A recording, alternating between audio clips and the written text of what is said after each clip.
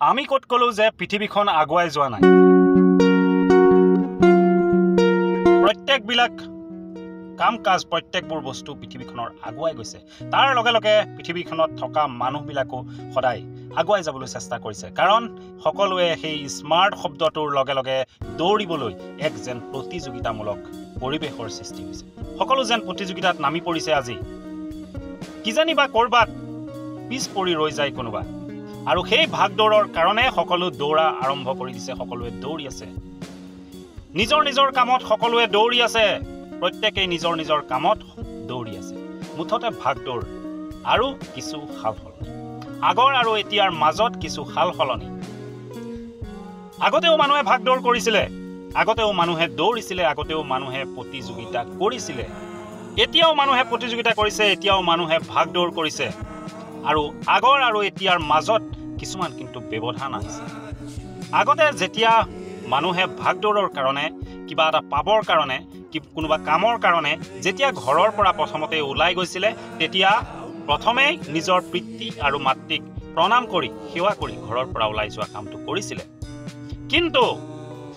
আজিকালি যেতিয়া মানুহ ঘৰৰ পৰা সেই ভাগদৌৰৰ কাৰণে ওলাই যায় তেতিয়া পোনপ্ৰথমে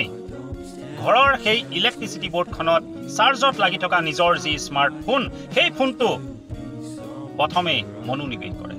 প্ৰথমে চাই সেই ফোনটোত চাৰ্জ কিমান আছে দিনটো কিমান চলিব আৰু মোৰ কিমান চলিব আৰু মই কিমান দৌৰিব পাৰিম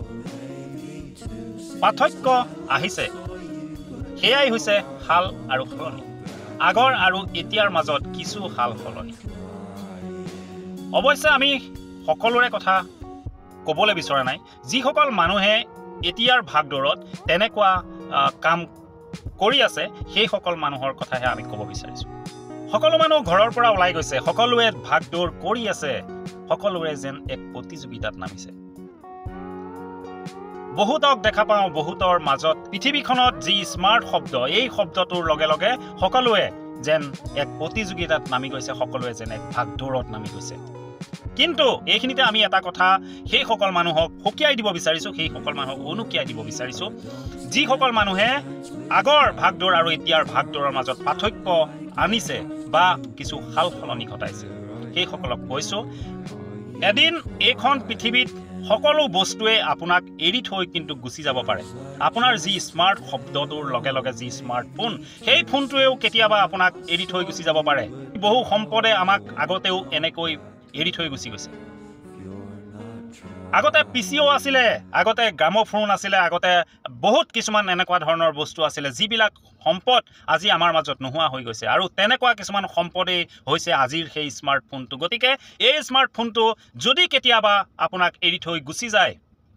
এটা কথা মনত ৰাখিব লাগিব সেই সকল মানুহে নিজৰ ভগৱান স্বৰূপ যি জন্ম দিয়া পিতৃ আৰু মাতৃ সেই মাতৃ আৰু সেই পিতৃয়ে পৃথিৱীখনৰ সকলোৱে যদি আপোনাক এৰি থৈ গুচি যায় তেতিয়াও আপোনাক সেই পিতৃ আৰু মাতৃয়ে জীৱিত কালত তেতিয়াও আপোনাক অকলশৰীয়া হ'বলৈ নিদিয়ে গতিকে